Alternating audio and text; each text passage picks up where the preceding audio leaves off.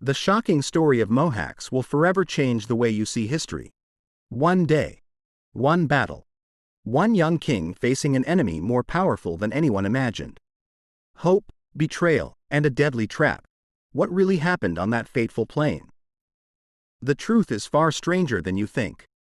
Before we jump into the story, if you love history, like and subscribe now so you can uncover more surprising stories with us.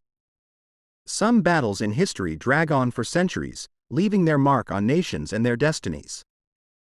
But there are moments when the fate of a kingdom is decided in just a few hours, and those few hours can bring about its complete downfall. On a sweltering August day in 1526, Hungary stood at the edge of the abyss, staking its very existence in a desperate confrontation with the Ottoman Empire. What followed was one of the swiftest and most devastating catastrophes humanity has ever witnessed. History sometimes delivers moments like lightning strikes, sudden, blinding flashes that change the world forever. These are the turning points when the destiny of a nation is decided not over centuries, but in a single day. For the Kingdom of Hungary, that day came in August 1526. On the vast, marshy plain near the town of Mohacs, the Hungarian army made its final stand for a once mighty kingdom. They rode out to face the terrifying might of the Ottoman Empire, commanded by the formidable Sultan Suleiman the Magnificent. The battle that erupted lasted only a few hours, but its consequences would echo for 5 centuries. This is the story of how a great kingdom collapsed, how its young king met a tragic fate, and how desperate resistance on the battlefield led to the near destruction of an entire nation. In the scorching summer heat of 1526, the Hungarian kingdom faced a trial that would forever alter its destiny. On the horizon loomed the unstoppable power of the Ottoman Empire, ready to strike the final blow. And on that fateful day, as the nation's future hung in the balance, a 20-year-old king, Louis II, stood at the head of his army. This young ruler had no experience with the brutal realities of war, and now he and his commanders faced a decision that could determine the fate of the entire kingdom. Should they throw all their strength into battle here and now, on the plains of Mohacs, relying on the famed power of their heavy cavalry? Or should they retreat, wait for reinforcements, and continue the fight later under more favorable conditions? The proud and headstrong Hungarian nobles pushed for an immediate attack, convinced that their charge could crush any opponent. But was this true courage, or a fatal mistake? Were they marching toward glory, or directly into one of the most carefully prepared traps in military history? To truly understand the tragedy of the Battle of Mohács, we must first look at the world of 1526. It was an age of great rulers, dominated by 3 extraordinary figures: Charles, the Emperor of the Holy Roman Empire; Francis I, the King of France; and Suleiman I, the Sultan of the Ottoman Empire. Remembered as the lawgiver. While the Christian kings of Europe were consumed by their own bitter rivalries, Suleiman, known in the West as the Magnificent, focused his attention on expanding his empire. From the moment he ascended the throne in 1520, his ambitions were clear: the borders of the Ottoman Empire must push deeper into Europe. And the greatest obstacle standing in his way was the Kingdom of Hungary, once a formidable bastion of Christendom, a medieval powerhouse that had for centuries resisted the Eastern invaders. But by 1526, this once mighty kingdom was no longer what it had been. Weakened and vulnerable, Hungary was collapsing under the weight of its own divisions. The authority of the king was undermined by the ambitions of powerful nobles, magnates who commanded their own armies and often placed personal gain above the interests of the realm. The famous Black Army, the professional standing force that had once made Hungary a true military power, had been disbanded. The official reason was a lack of financial resources. But in truth, the nobility also feared the growing strength of the crown. As a result, the kingdom now depended on feudal levies, mercenaries, and the unreliable goodwill of a fractured aristocracy. At the center of this divided system stood King Louis II, who had inherited the thrones of Hungary and Bohemia as a child. By the time of the invasion, he was only 20 years old. Though married into the powerful Habsburg dynasty, Louis possessed neither the experience nor the political influence, nor the solid support necessary to govern his kingdom effectively. His royal court was a true nest of vipers, with rival factions constantly vying for influence and control. The most dangerous division was between the king's supporters and the faction led by János Zápolya, the powerful governor of Transylvania. Zápolya commanded one of the largest armies in the kingdom, but his loyalty to the king, and his timing in choosing when to act, were subjects of constant doubt and controversy. By contrast, Sultan Suleiman the Magnificent ruled over a centralized, modern, and ruthlessly efficient military empire, ready to exploit Hungary's weakness and expand Ottoman power deeper into Europe. At this critical moment, Hungary's history stood at a crossroads, and the decisions of its rulers would determine not only the kingdom's fate, but also the destiny of the entire European continent.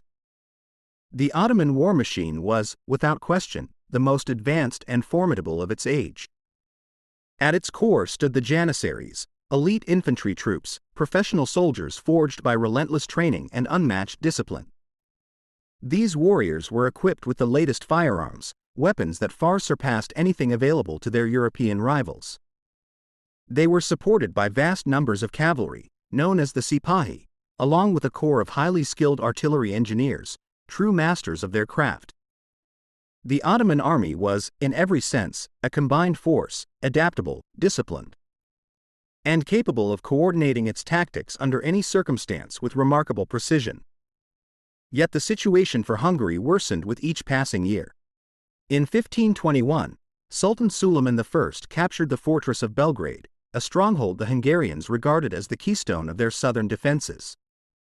The fall of this strategic bastion threw open the gates for further Ottoman expansion into Hungarian lands. To make matters worse, King Francis I of France entered into a striking alliance with Suleiman, uniting against their common enemy, the Habsburgs. This Franco-Ottoman pact provided the Sultan with the perfect pretext to launch his campaign in 1526. His official target was the Holy Roman Empire, and the road to Vienna ran directly through Hungary. In April of that year, Suleiman marched out of Constantinople at the head of a massive force, estimated at between 50,000 and 100,000 men, supported by around 300 cannons.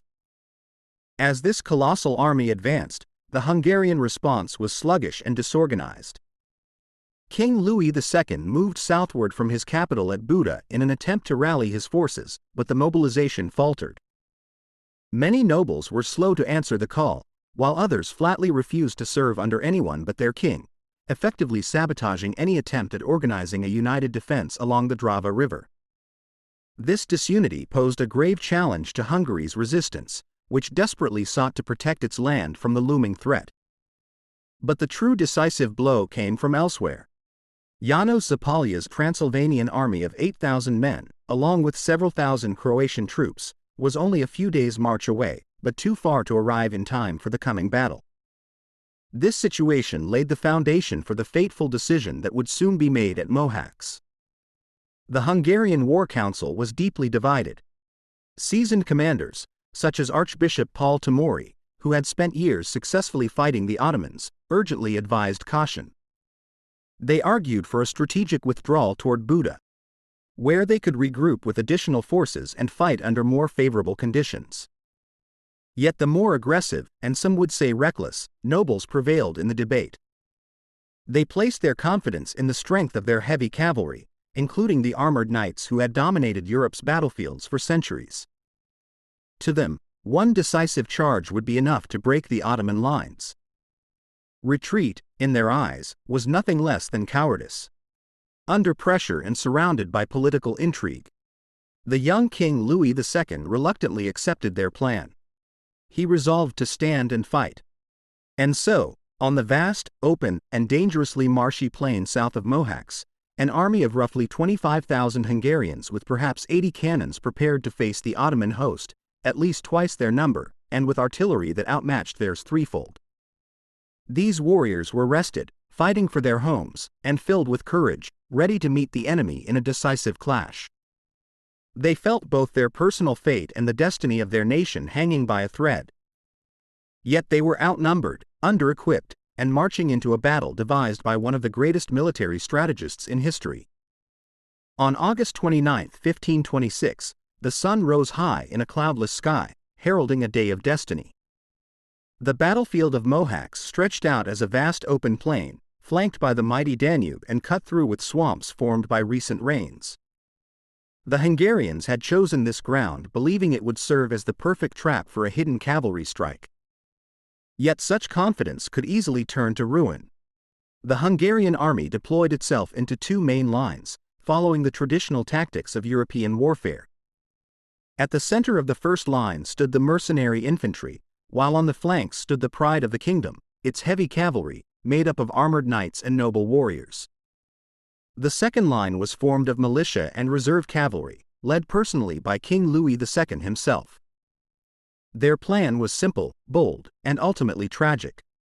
They intended to smash through the Ottoman center with a powerful frontal assault, relying on the sheer force of their armored cavalry to shatter the enemy's resistance. Across the field awaited the Ottoman host. Sultan Suleiman and his Grand Vizier Ibrahim Pasha had arranged their army in three deep, flexible lines, designed specifically to withstand cavalry charges. The first line was made up of irregular troops drawn from the European provinces, ready to absorb the initial impact. Behind them stood the second line, consisting of seasoned Anatolian soldiers and the bulk of the Ottoman artillery, concentrated together to prevent any breakthrough. And in the third line, in reserve, stood the Sultan himself, surrounded by his elite guard and the corps of the Janissary musketeers. It was a layered defense, an intricate trap of infantry, artillery, and cavalry, waiting only for the signal to deliver its decisive strike. The battle commenced in the late afternoon, with the thunder of artillery echoing across the plain. Cannon fire ripped through the field, shaking the earth beneath the soldiers' feet. Then came the moment of destiny, when the Hungarians wagered everything they had on a single charge. On the right flank of the Hungarian army, Archbishop Paul Tamori led a ferocious cavalry assault. The armored knights thundered forward, lances lowered, as the ground trembled beneath the weight of their charge.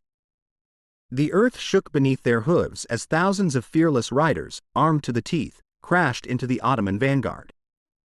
The sight was one of raw power and fury, giving the impression that the Hungarians had achieved a stunning breakthrough. Their momentum was so overwhelming that the Ottoman front seemed unable to hold. In those first moments of battle, the enemy wavered, panic spread, and men broke ranks, fleeing in chaos and disorder. Hungarian knights, their blood surging with adrenaline, surged forward, convinced their foe was shattered. They watched as the rest of the army, emboldened by this sudden success, rushed to reinforce the charge. For one brief, glorious instant, it seemed as though the Hungarians had accomplished the impossible. A miracle of victory. But this was no triumph. It was a trap, meticulously laid by Ottoman strategists. The enemy's retreat was no rout, but a calculated maneuver, a classic tactic of the Ottoman Empire designed to lure their opponents deeper into danger. Instead of maintaining discipline and cohesion, the Hungarian cavalry, blinded by zeal, broke formation as they pursued the fleeing troops. Some knights, tempted by greed, even stopped to plunder the abandoned Ottoman camp. Others pressed recklessly forward, plunging ever deeper into the battlefield. The further they advanced, the more they lost control, falling into a snare carefully prepared by seasoned foes. When Tamori's cavalry finally burst into the heart of the Ottoman position, the grim reality became horrifyingly clear. The enemy had not been broken. They had only pierced the outer shell, and before them now loomed the true Ottoman center. It stood like an iron wall, thousands of Janissaries in tight formation, flanked by the dark mouths of hundreds of cannons waiting to fire. The unsuspecting horsemen charged straight into the kill zone, galloping headlong into the jaws of death. And then, the trap was sprung. At the signal, the Janissaries dropped to their knees in perfect, disciplined ranks, raising their muskets in unison. What followed was one of the earliest and deadliest massed musket volleys ever unleashed on European soil. A deafening roar split the air as a storm of lead tore into the Hungarian knights, piercing steel and flesh alike. Warriors who had once believed themselves invincible were hurled from their saddles like reeds bent before a violent wind. Almost simultaneously, the Ottoman artillery unleashed its fury at point-blank range, ripping through the clustered Hungarian formations that had been trapped in the marshy terrain. The mighty charge, once so fierce and unstoppable, dissolved into chaos. Encumbered by their heavy armor and bogged down in the mud, the knights became helpless prey for the relentless and disciplined firepower of the Janissaries. As the Ottoman center ground its enemies down without pause, the final stage of Suleiman's carefully laid plan was set into motion. Ottoman light cavalry, the feared Ikinci, swept around the flanks, driving hard into the Hungarian rear and completing the encirclement. What had begun as a pitched battle now descended into a massacre, its outcome already sealed. The Hungarian army was struck from every direction, caught in a storm of steel and fire. Their leadership was annihilated, those not already slain lay mortally wounded, leaving the army rudderless. Courage gave way to sheer panic. Surrounded, bombarded by musket fire, arrows, and cannon shot, soldiers began to break, their will to resist shattered. In the confusion, many tried to flee, desperate to escape the slaughter. But safety was out of reach. Every path to refuge was cut off. Within less than 2 hours, the Hungarian forces were obliterated. In the chaos, King Louis II himself attempted to flee the field with a small band of retainers. Desperately seeking to escape the tightening Ottoman noose, he spurred his wounded horse toward a narrow stream. But as the terrified animal stumbled and collapsed, the young monarch was thrown headfirst into the freezing waters. Under the crushing weight of his armor, the 20-year-old king drowned, a tragic symbol of the downfall of his kingdom. Along with him perished 7 bishops, 28 barons, and thousands of Hungary's finest soldiers. The battlefield, once filled with hope, was now a landscape of utter devastation and grief. Suleiman himself, witnessing the horrors of the slaughter, was astonished that so small an army had been sent to face him. In response, he ordered the execution of some 2,000 Hungarian prisoners, a grim display of ruthless determination. As the sun sank below the horizon, casting dark hues over the field of death, a shadow of despair fell across the once independent kingdom of Hungary. That day bore witness not only to a military defeat, but to the profound collapse of a nation's hopes. The defeat at Mohács in 1526 was far more than a battlefield disaster. It was a national tragedy for Hungary. In the space of a single day, nearly the entire political and military leadership of the country had been annihilated. The death of King Louis II, without an heir, along with the disappearance of much of the nobility, created a massive power vacuum. Hungary was plunged into chaos and disorder. As an independent kingdom, Hungary effectively ceased to exist, and the storm clouds of new domination loomed on the horizon. In the immediate aftermath, Sultan Suleiman marched his army toward the capital. Buda. The city, practically defenseless, surrendered without resistance. The Ottomans seized both the city and the royal palace with ease, carrying off vast treasures. Chroniclers record that more than 100,000 captives were taken before winter set in. Though Suleiman did not immediately annex the kingdom, the road to conquest now lay wide open. In 1541, he returned to Buda to establish Ottoman rule permanently. The death of Louis II without an heir had triggered a catastrophic succession crisis, one that tore the remnants of the kingdom apart. As a result, 2 rival factions emerged, each proclaiming its own king. One group supported John Zapolya, the leader of Transylvania, whose army had failed to reach Mohács in time. The other faction favored Ferdinand of Austria, a member of the Habsburg dynasty, whose claim to the Hungarian throne rested on his marriage to the sister of Louis II. This division immediately ignited a fierce civil war that swept across the country. Unable to defeat the Habsburgs on his own, Zapolya made a fateful choice. He pledged allegiance to Sultan Suleiman and became a vassal of the Ottoman Empire. This decision allowed him to preserve power in the eastern part of Hungary, but it also placed him under the authority of the very empire that had just devastated his homeland. Thus, the fate of the nation now lay in the hands of those who had only recently delivered it a crushing blow. This marked the beginning of a new dark era in Hungarian history. The outcome of these events was the partition of Hungary into 3 distinct parts. a division that would define its geopolitical boundaries for more than 150 years. The kingdom was split into three regions. The western and northern territories, known as Royal Hungary, fell under the control of the powerful Habsburg dynasty. The central lands, including the capital Buda, were annexed by the Ottoman Empire and transformed into a province. Meanwhile, the eastern region became the semi-independent Principality of Transylvania, dependent upon Ottoman support. This division marked the beginning of a centuries-long struggle in which the former Kingdom of Hungary became the battleground between two global superpowers, the Habsburg monarchy and the Ottoman Empire. For generations, Hungarian lands endured near constant warfare, suffering immense destruction and a demographic catastrophe that wiped out a significant portion of its population. The Battle of Mohács did more than strip Hungary of its independence. It opened the door for direct Ottoman expansion into Central Europe, which in turn led to significant events such as the Siege of Vienna in 1529. For the Hungarian people, this battle left a deep and indelible mark on their national memory. To this day, Mohács is regarded as one of the most tragic chapters in the country's history. The Hungarian proverb, "The wind is gone, more was lost at Mohács," is often used to put minor troubles into historical perspective. This event symbolizes the end of Hungary's medieval glory and the beginning of a long, dark period of foreign domination and the struggle for survival.